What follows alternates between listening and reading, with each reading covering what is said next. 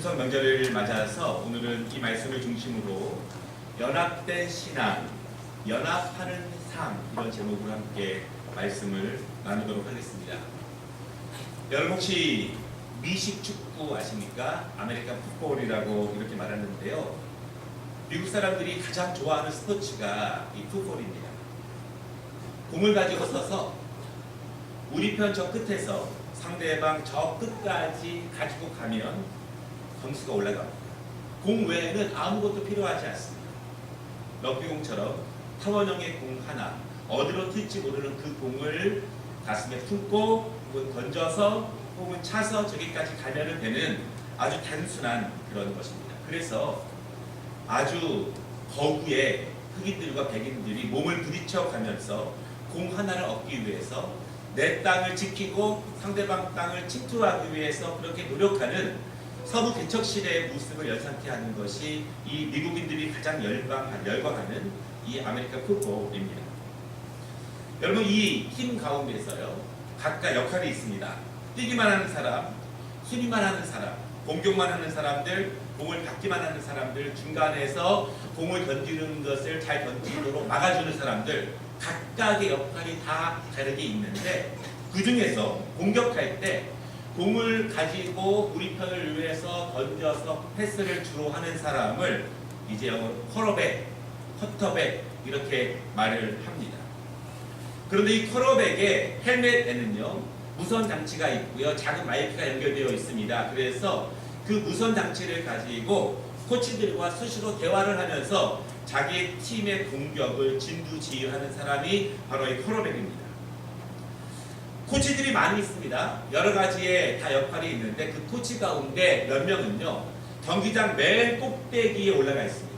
그래서 그 꼭대기에서 위에서 전체를 봅니다. 그러면서 우리가 어떻게 공격하고 있는지 상대방이 어떤 전법으로 수비를 하고 있는지를 자세하게 살핍니다. 그러면서 이 무선으로 쿼터백에게 이야기를 하는 겁니다. 바로 지난번 공격에서 너의 패스를 상대방 쿼터백이 가로챘지? 이번에는 중앙으로 공을 가지고 돌파해봐 이렇게 말합니다. 근데 쿼터백이 반대하는 거예요. 중앙 돌파라고요? 그게 말이 됩니까? 상황을 보세요. 지금 중앙에 얼마나 많은 수비수들이 있는데 내가 중앙으로 돌파하는 것이 말이 되지 않습니다. 그때 높은 곳에 있는 코치가 그렇게 이야기해요. 내 말을 믿어. 여기 높은 곳에서 보면 경기장 안에서 뛰는 너보다 더 자세하게 세밀하게 전체를 볼 수 있어. 너는 지금 앞만 보고 있지만 나는 전체를 보고 있다. 이렇게 위에 있는 코치가 지시를 하면서 쿼터백에게 공격을 지시합니다. 우리가 장기를 두거나 이 바둑을 둘 때 당장 그 경기에 임하는 사람들은 위기 가운데에서 어떻게 돌파해야 될지 그 묘수가 보이지 않을 때가 많이 있습니다. 그런데 그냥 순서를 들을 사람들은 더 길이 잘 보이죠. 높은 곳에서 보면 낮은 곳에 있을 때보다 훨씬 더 멀리 보고 자세하게 전체를 볼 수 있습니다. 여러분 높은 곳에서 보면요 저 멀리 다가오는 산 너머에 있는 비구름도 볼 수 있습니다. 높은 곳에서 보면 얼마 후에 이곳에 비바람이 몰려올 것이라고 충분히 보입니다. 그런데 낮은 곳에서는 보이지 않습니다. 낮은 곳에서는 볼 수 없죠. 우리가 그래서 높은 곳에서 본 코치들, 그리고 높은 곳에서 전해주는 말씀들, 그리고 높은 곳에 있는 사람들의 가르침에 우리가 귀를 기울이고 때로는 결심을 하고 그 길을 따라야 할 때가 많이 있습니다. 왜냐하면 나는 지금 낮은 곳에 있기 때문에, 나는 지금 앞만 보고 있기 때문에, 나는 지금의 상황에만 몰두하고 있기 때문에 나는 그 너머에 있는 것, 더 큰 거에 대해서 내가 모를 때가 너무나 많기 때문에 그렇습니다. 오늘 우리 말씀이 바울이 빌립보 지역에 사는 그 그리스도인들에게 편지를 쓴 그 내용입니다. 빌립보 지역에 사는 그리스도인들은 지금 잘 못 보고 있지만 빌립보 지역에 있는 그리스도인들은 지금 미래의 일을 잘 예상하지 못하고 있지만 바울이 기도하면서 높은 영성으로 하나님께서 높은 곳에서 바울을 통해서 주신 그 말씀을 바울이 자세하게 판단을 하고 그 말씀을 오늘 빌립보 교인들에게 교훈으로 주고 있습니다. 여러분, 오늘 빌립보 교인들에게 주신 이 말씀이 오늘 우리에게도 은혜가 되는 말씀인지를 믿으시기를 바랍니다. 또한 우리가 특별히 추석을 맞이하여서 많은 가족들과 친척들과 다른 사람들을 만날 것인데 그 가운데 그리스도인들의 모습을 주는 은혜의 말씀으로 받으시면 좋겠습니다. 오늘 두 가지 말씀을 전할 것인데요. 첫째로는 이것입니다. 그럼에도 이것에 힘을 기울이라. 우리 한번 같이 한번 크게 읽어보겠습니다. 그럼에도 이것에 힘을 기울이라. 여러분, 빌립보 지역은 지금의 그리스 북쪽에 있는 도시입니다. 지도를 보시면 알겠지만 마게도니아의 작은 도시였습니다. 그런데 로마 제국이 통일한 다음에 그 지역 출신인 왕 빌립 2세가 그 도시를 성장시키게 됩니다. 그리고 그 왕의 이름을 따라서 그 지역을 빌립보다 그렇게 이름을 짓게 되었습니다. 군사적인 요충지입니다. 그리고 유럽과 아시아를 연결하는 경제적으로 중요한 통로였습니다.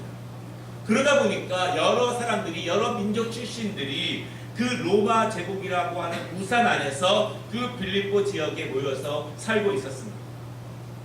그 사람들은 모두 다 로마인입니다. 그러나 로마가 많은 민족들과 나라들을 함께 통합한 것이기 때문에 로마인이지만 출신은 다 다릅니다. 그리스 출신들이 있고요. 원래 그 지역 출신들이 있고, 원래 로마 사람들이 있고, 수많은 작은 민족 출신들이 그 지역에 모여 사는 그러한 도시입니다. 여러분, 그 지역에는요, 유대인들은 아주 미비한 수였다 그렇게 말합니다. 그래서 유대인들이 몇 명만 모여도 세워지는 회당도 이 지역에는 없었습니다. 그런데 그 빌립보 지역 안에 복음이 들어오기 시작했고 이방인들이 다수를 차지하는 그 교회가 그 안에 세워지게 된 것입니다. 말씀드린 것처럼 교회 안에는요, 다양한 인종들이 있습니다. 우리처럼 이렇게 황인종만 있는 것이 아니라 백인종도 있고 흑인도 있고 중간도 있고 여러 가지 인종들이 그 지역에 있습니다. 다양한 종교적인 배경도 있습니다. 전에 자기 지역에서 다른 신을 믿었던 사람들이 개종하여서 예수님을 믿는 것이기 때문에 배경도 많이 다릅니다. 직업도 달라요. 많은 경제활동과 군사활동이 있는 것이기 때문에 다양한 직업군들이 그 안에 있습니다. 그렇게 완전히 다른 사람들이 모여서 신앙 공동체를 유지하고 있는 것이 그 빌립보 교회입니다. 여러분, 빌립보 교회가 언제 세워졌을까요? 약 AD 50년경에 바울이 2차 전도 여행 가운데에서 그 지역에 교회를 세워지게 됐는데 최초의 전도한 사람이 여러분 잘 아시는 비단 장사 루디아였습니다. 루디아가 회심을 하고 자기의 집을 들여서 그 집에서 시작된 것이 빌립보 교회입니다. 또 성경에 보면은요, 빌립보 교회의 신약을 같이 한 약 2명의 사람들의 모습이 나오는데 바울이 사도행전에 보면은요, 이 빌립보 지역에서 귀신 들린 하녀의 귀신을 쫓아냅니다. 하나님의 능력으로. 그리고 그 하녀가 개종하여서 그 교회의 일원이 됩니다. 여러분, 또 하나, 바울과 실라가 빌립보에서 전도를 합니다. 그런데 그 지역을 소란케 한 죄로 감옥에 갇히지 않습니까? 그때 감옥에서 바울과 실라는 기도하고 찬양합니다. 그때 성령이 역사하셔서 땅이 흔들리고 옥문이 열리는 기적이 벌어진 거예요. 그것을 보고서 그 감옥을 지키던 간수가 놀라서 두렵고 떱니다. 그때 바울이 그 간수를 위로하면서 이렇게 말합니다. 주 예수를 믿으라. 그리하면 너와 내 집이 구원을 얻으리라. 이 세 명의 사람 정도가 빌립보 교회에 처음 시작을 함께한 그런 사람들입니다.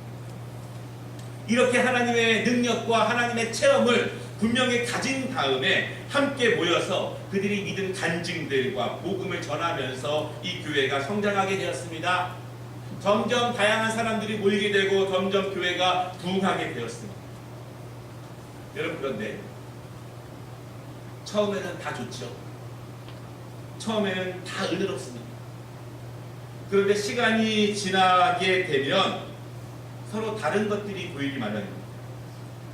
서로 틀린 것들이 보이고요.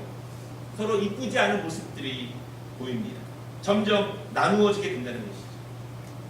같은 지역 출신들끼리 모입니다. 같은 직업들끼리 모이고, 그리고 그렇게 나뉘다 보니까 사실은 교회 안에 사랑이 점점 식어지게 됩니다. 가르침은 있지만 실천이 없어지게 됩니다. 기도하지만 적용이 없어지게 된다는 것입니다. 그리고 그 안에 비판과 질책과 나눔이 많아지게 되고, 은혜의 법칙이 아니라 세상적인 법칙으로 교회가 점점 그렇게 나아가고 있습니다. 여러분, 사실 초대교회들이 대부분 이런 문제들을 겪었어요. 왜냐하면 같은 나라 사람도 아니고요, 다른 배경을 가진 사람들이 모인 곳이 교회였기 때문에 교회가 조금 정착되다 보면은 이런 문제가 계속 발생합니다. 그래서 바울이 계속 이런 편지들을 쓰게 됩니다. 여러분, 우리나라도 들죠. 우리나라도요, 초대교회 때 교회가 세워졌는데요, 양반 출신들과 상놈 출신들이 교회를 나누어서 다르게 예배를 드립니다. 점점 그러다 보면은요, 교회에 와서 은혜를 받는 것이 아니라 있던 은혜도 까먹게 되는 것이 그 초대교회의 모습이었고, 오늘 빌립보 교회의 모습이었습니다. 그런데 그런 상황 가운데 바울이 강조하는 것이 있습니다. 첫 번째 강조하는 것이 바로 그럼에도 불구하고 이것에 힘을 기울여라. 지금 너희는 그것이 중요하다고 말하고 그것 때문에 서로 싸우고 서로 나누어지고 서로 다퉈야 하지만, 내가 높은 곳에서 보니 그것이 중요한 것이 아니더라. 그것은 너희들을 정말 강하게 인도하지 못한다. 그것이 너희들의 강건함을 인도하는 것이 아니라 그것들이 더 이상 더불어 너희들의 영적인 삶과 강건함을 파괴한다. 너희들은 이것에 힘쓰라. 여러분, 이것이 무엇입니까? 1절에 있는 말씀이에요. 그 1절의 말씀을요, 쉽게 해석하면 이런 것입니다. 만약 당신들이 그리스도와 연합되어서 어떠한 격려를 받았고, 그리스도와 연합되어서 어떠한 사랑을 받았고, 어떠한 위로를 받았고, 성령님과의 교제를 통해서 어떠한 친절과 긍휼하심을 입었다면, 내가 너희에게 권하는 것은 서로 마음을 같이 하여 같은 사랑을 가지고 뜻을 합하여 서로 한 마음을 품으라. 이것이 바울이 빌립보 교회 성도들에게 주는 말씀입니다. 이 1절 말씀을 더 쉽게 제가 설명을 드리면 이런 말씀입니다. 지금은 너희가 서로 달라서, 서로 차이가 있어서, 서로 목적이 달라서, 서로 안 맞아서 너희가 가까이 하기에 어려운 부분이 있다는 것을 내가 잘 안다. 그러나 만약 너희가 그리스도와 연합되어 있다면, 그리스도의 사랑을 받았다면, 그 사랑을 근거로 해서 너희가 서로 마음을 같이 하고 한 마음을 품고 한 뜻으로 서로 사랑으로 행하라. 이것이 바울이 오늘 빌립보 교회 성도들에게 가르치는 그 가르침입니다. 여러분, 바울의 중요한 가르침, 제가 포인트를 다시 한번 짚어드릴게요. 첫 번째로는요, 너희의 스타일, 너희의 생각, 너희의 성격, 너희의 목적이 하나님을 믿는다고 해서 서로 같아지는 것은 불가능하다.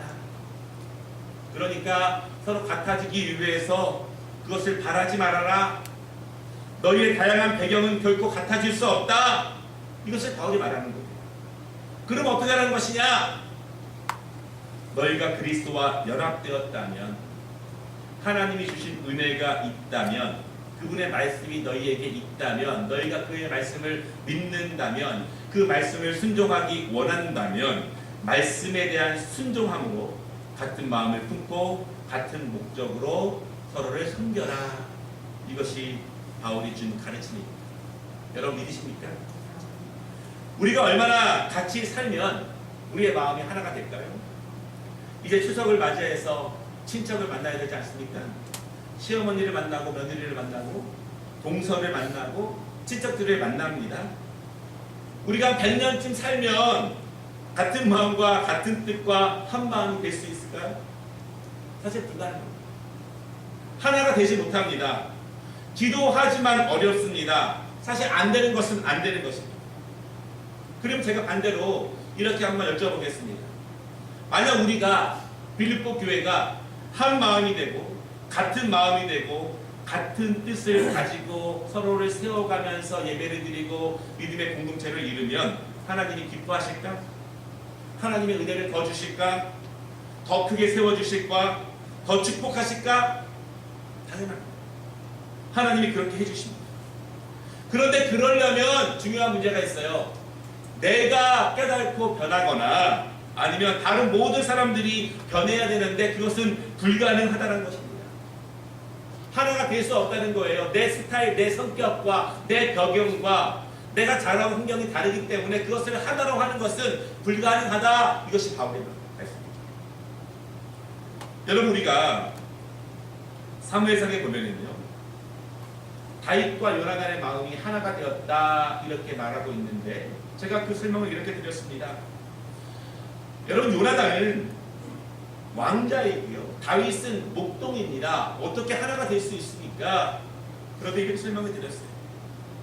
다윗과 요나단이 각각 하나님을 향해서, 사람이 아니라 하나님을 향해서 신실함으로, 하나님의 말씀에 대한 신실함으로, 하나님의 뜻에 대한 신실함으로, 하나님의 말씀에 대한 순종으로 하나님께로 함께 나아가다 보면 여러분, 결국은 마음이 하나가 되고 마음이 합해집니다.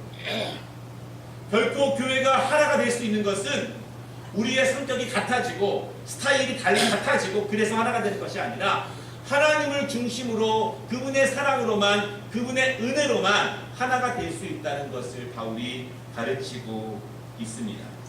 여러분, 믿으십니까? 그 은혜가 우리 교회 안에도 넘치기를 여러분 사모하시기를 바랍니다. 우리 셀 안에도, 그리고 여러분 이제 친척들을 만나게 되는데 여러분의 가정 안에도 그 은혜가 충만하기를 주님의 이름으로 축원합니다. 여러분, 색깔이 하나이면 멋있습니까? 단조롭습니다. 촌스러워요. 7색깔 무지개 얼마나 아름답습니까?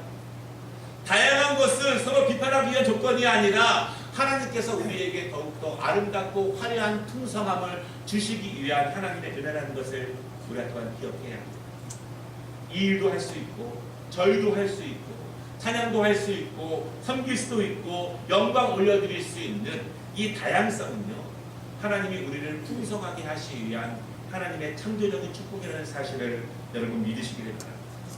바울이 이것을 권면합니다. 너희는 이것을 바라기만 하지 말아라. 그냥 기도만 하지 말고 이 일에 힘을 써라. 서로 하나가 되는 것에, 그리스도를 중심으로 서로 사랑하는 것에 우선순위를 두어라. 집중해라. 이것이 하나님의 뜻입니다. 둘이 하나가 되고 서로 같이 하고 서로 같은 마음을 하고 서로 같은 목적으로 하면 여러분, 사탄이 능히 침투하지 못할 것입니다. 성령님의 능력이 더 배가로 역사할 것을 믿으시기를 바랍니다. 이 은혜가 우리 교회와 우리 가정과 우리 스텔과 우리 추석 연휴를 맞이하여서 여러분들이 가는 그곳에 이 은혜가 넘치기를 주님의 이름으로 축원합니다. 두 번째, 오늘 바울이 빌립보 교회 성도들에게 주는 은혜가 있는데요, 우리 한번 같이 읽어보겠습니다. 우리가 추구해야 하는 것은 겸손이다. 오늘 바울이 겸손을 가르치고 있습니다. 예수님을 믿고 그분을 주인으로 섬기는 그리스도인들은 그분을 닮아가야 합니다. 반드시 닮아가야 합니다. 여러분, 닮아가는 것은요, 어떤 무거운 책임이나 무거운 발걸음이 아닙니다. 닮아가는 것은 그분 곁으로 가까이 가는 것입니다. 은혜와 거룩함으로 내가 변해가는 것입니다. 기쁜 일이고 즐거운 것이고 주님과 동행하는 그 일입니다. 천국의 기쁨을 이 땅에서 미리 맛보는 것이 주님을 닮아가는 그 모습입니다. 초대교회 성도들이, 초대교회 시대의 많은 수도승들이 예수님을 닮아가보다 부당하게 애쓰고 노력했습니다. 그들이 가지고 있는 말씀을 따라서 이 세상의 즐거움과 이 세상의 죄악된 것들을 등지고 산속에서 고행하며 길을 걸어간 사람도 있습니다.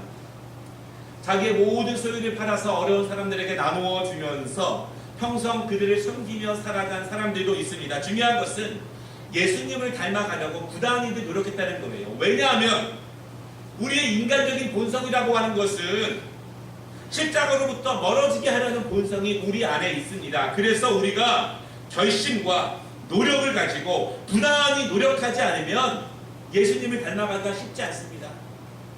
여러분 학교를 댕기면 자동적으로 성적이 올라갑니까? 그렇지 않습니다. 교회를 댕기면 자동적으로 예수님을 닮아갑니까? 그렇지 않습니다.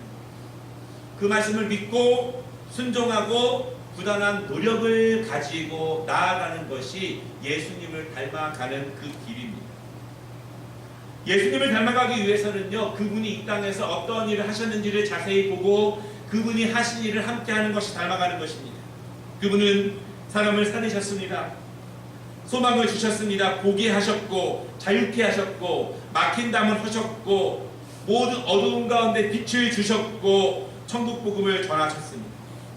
여러분, 이 일을 그리스도를 따라서 함께 살아가기로 원하는 그리스도인들이 함께하는 것이 바로 예수님을 닮아가는 것입니다.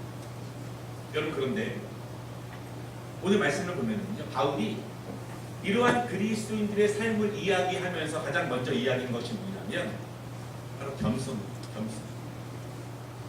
우리가 그리스도를 본받는 데 있어서 가장 우선시하고 가장 기본이 되어야 되고 가장 중요한 것은 바로 겸손이다.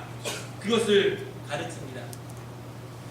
겸손을 가르치면서 겸손과 가장 반대가 되는 이야기를 바울이 3절에 하고 있는데 뭐라고 말하고 있냐면 너희는 다툼이나 허영으로 하지 마라. 이것은 그리스도와 연합된 사람들이 하는 일은 아니다. 이렇게 말하고 있습니다. 여러분, 허영이 무엇일까요? 허영은요, 헛되고 의미 없는 자만심이다. 그런 뜻이에요. 어떤 것이냐면 내가 우쭐대는 거예요. 내가 낫다는 거예요. 나는 그럴 사람이 아니라는 거죠. 나는 충분히 그렇게 말할 수 있고 나는 이 정도의 대접을 받아야 되고 나는 이 정도의 고상하다는 것을 스스로 나타내는 것이 허영이라고 말합니다. 겸손과 정반대가 되는 말이죠. 그리고 다툼이라는 말이 있습니다. 여러분, 다툼 아시죠? 서로 나뉘어지는 것입니다. 서로 싸우는 것이죠. 그런데 이 다툼이라고 하는 것에 원래 뜻이 하나가 더 있는데 그 뜻이 무엇이냐면 이기적인 욕망이라는 뜻이 이 다툼 안에 있습니다. 결국 여러분, 다툼이 왜 생길까요? 서로 이기적인 생각과 이기적인 목적과 이기적인 주장과 이기적인 욕심들이 충돌하기 때문에 그 안에 다툼이 생긴다. 이것은 겸손과 정반대가 되는 것이고 예수님을 닮아가는 것이 아니고 하나님의 영광을 도리어 가리우는 것이라고 그렇게 말하고 있습니다. 너희가 전에는 그랬지만 이제 그리스도와 연합되었다면 그분의 사랑과 그분의 은혜가 너희 안에 있다면 이제는 더 이상 다툼과 허영으로 하지 말고 서로 나보다 다른 사람을 더 낮게 여기라. 더 좋게 여기라. 여러분, 이 말씀을 믿으시기를 바랍니다. 우리는 안 그러겠지만 드라마를 보니까요, 명절 때가 되면은 굉장히 그런 일들이 많이 와요. 어떤 목사님이 어제 아침에 저한테 카톡을 보냈는데 한 믿음의 집안에서 벌어진 일인데 며느리가 3년째 시력이 안 온다는 거예요. 3년 전 설날에 어떠한 상처를 받았는지 안 온다는 거예요. 뭐 이유가 있겠죠. 그래도 가만히 보면 서로 허영과 다툼, 서로 이기적인 생각과 이기적인 판단들과 그런 것들이 모여지게 되면 사실은 하나가 되기가 굉장히 어렵습니다. 우리 남편들도 아내들도 이번 추석 명절을 맞이해서 서로가 배려해주고 서로 살아가고 내 것을 주장하는 것이 아니라 다른 가족들을 나보다 더 낮게 여기면 얼마나 좋을까, 그런 생각을 해보게 됩니다. 여러분, 결국 자기 주장과 자기 생각과 나만의 생각과 내 입장만 생각하고 내가 합당하고 내가 바르고 내가 옳다라고 생각하는 것들이 결국 허영과 다툼을 만들어내고 그것이 빌립보 교회의 모습이었습니다. 이제는 그것을 버리라.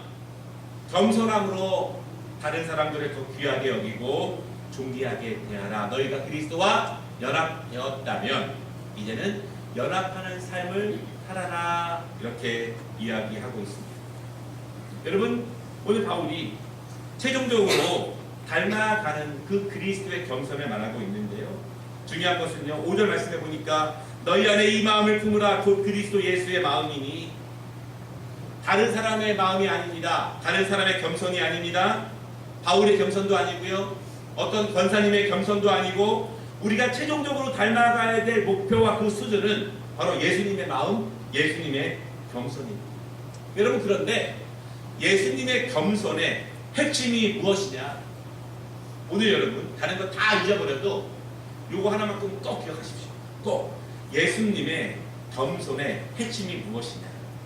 그것은 자기 비유, 나를 비우는 것입니다. 6절에 이렇게 말씀합니다. 예수님은 하나님이셨지만 스스로 종의 몸으로 이 땅에 오셔서 죽음으로써 순종함을 보이시고 우리를 구원하셨다. 나를 주장하지 않는 것입니다. 나를 비우는 것입니다. 나를 비우지 않기에 허영과 다툼이 있지만 그 문제가 빌립보 교회 안에 있었지만 바울은 말합니다.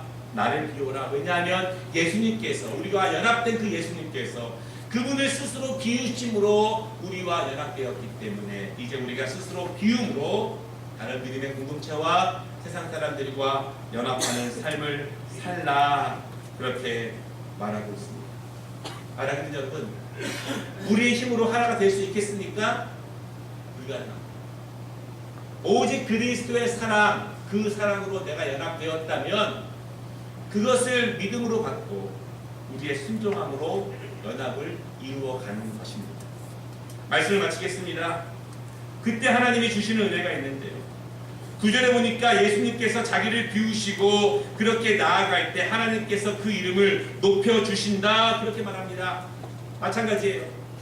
우리가 예수님을 따라가면서 그렇게 나를 비우면서 하나님의 아름다운 한 마음과 한 뜻을 이루어가며 나아갈 때 우리는 비웠지만, 우리는 주장하지 않지만 하나님이 예수님을 높여주실 것처럼 우리를 높여주실 것을 약속하셨습니다.